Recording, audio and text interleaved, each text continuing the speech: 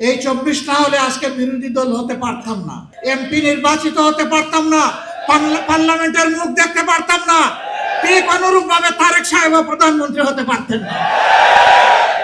এখন যে পার্লামেন্ট এবং সরকার গঠিত হয়েছে, সবাই স্বীকার করে যে এটি 24-এর ফসল, কিন্তু কেউ কেউ বলতে চান 24 তেমন কিছু না, এর আগের অংশটা গুরুত্বপূর্ণ। আমরা তো বলছি না আগের অংশ অগুরুত্বপূর্ণ, কারণ সেই অংশেই তো আমরা আমাদের মাতার তাজ 11 জন নেতৃবৃন্দকে হারিয়েছি, সেই অংশেই তো আমাদের শত শত সহকর্মীকে হারিয়েছি, সেই অংশেই তো আমাদের ভাই বোনেরা আয়নাগরের সঙ্গে হয়েছে, সেই অংশেই তো লাখ লাখ মানুষ আমাদের সহকর্মীরা বারবার কারাগারে চলে গিয়েছে, সেই অংশেই তো আমাদের সহকর্মীরা চাকরি হারিয়েছে, সেই অংশেই তো বাড়ি ঘরে ঘুমাতে পারেনি। আমরা তো ওই অংশ অস্বীকার করছি না, কিন্তু এইটা অস্বীকার করার কোনো উপায় নেই। আমাদের এত এত ত্যাগ, আমাদের আন্দোলন এবং প্রতিরোধ তখন কিছুই কার্যকর হয় নাই।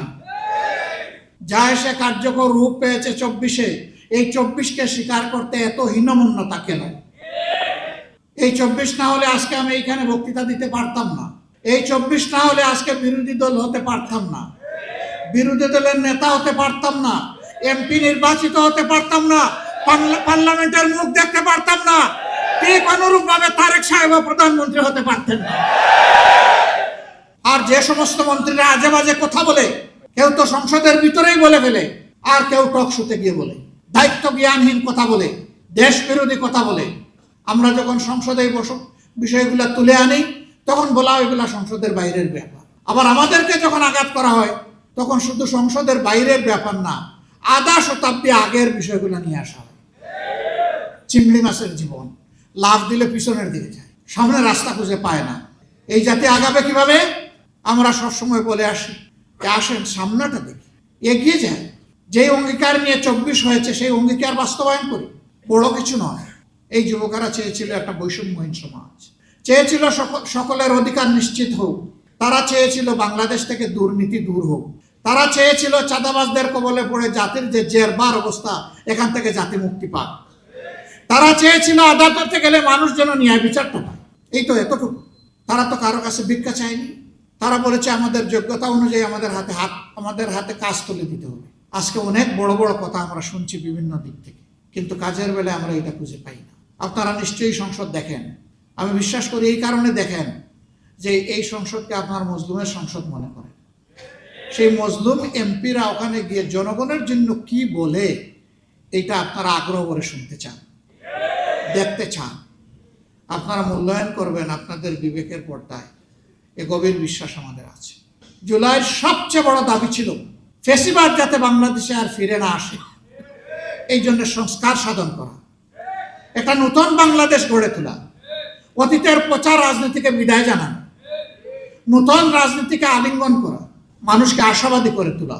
এই জন্যই হয়েছিল গণভোট। সেই গণভোটের ব্যাপারে বলা হয় এটা তো সংবিধানে নাই। বলা হয় এই 4 প্রশ্ন এত জটিল, আমি বুঝতে লাগে 4 ঘন্টা, জনগণ কিভাবে ভোট দিল? কেন? এই 4 প্রশ্ন তো 17 দিন আগে থেকে প্রচার করা হয়েছে, সকল মিডিয়া খুলাসা করা হয়েছে, গোপন রাখা হয়নি। আপনারা বুঝাতে চান যে জ্ঞান বুদ্ধি শুধু আপনাদের আছে, এই দেশের 18 কোটি মানুষের নাই। তা তো মানুষকে আপনারা অপমান করছেন। আমি মূর্খ হতে পারি, কিন্তু আমার জাতি তো মূর্খ, আমি কথা বলতে পারি না। 4 প্রশ্ন জাতি যদি না বুঝে, তো 31 প্রশ্ন বুঝে কিভাবে? এগুলো সব বুঝামিল, ভাওতাবাজি। এবং ইতিমধ্যে একজন বলেছেন আমরা সব কিছু আগে মেনে নিয়েছি যাতে বুটটা হয়ে যায়, মানে বুট হয়ে পকেটে ঢুকে যায়। আরেকজন বলেছেন টুল মওকুফের কথা বলেছিলাম, আসলে বুট পাওয়ার ছিল। লা হাওলা ওয়ালা কুওয়াতা ইল্লা বিল্লাহ। রাজনীতিবিদরা যদি এইরকম জাতির সাথে প্রতারণা করে, তাহলে এ দেশের মানুষ যাবে কোথায়? যারা দেশ চালাবে, দেশের জন্য আইন এবং নীতি তৈরি করবে, তাদের মিনিমাম একটা নৈতিক মানদণ্ড থাকা উচিত। ইলেকশনের আগে তারাও বললেন, আমরাও বললাম, সবাই গণভোটে হা বলুন, জনগণ 70 ভাগের মতো হা বলল। এখন তারা বলেন যে 51% মানুষ আমাদেরকে রায় দিয়ে পাঠিয়েছে, আমরা এটা মানবো না, কারণ আমরা সংখ্যাগরিষ্ঠ। 51 বড় না 70 বড়?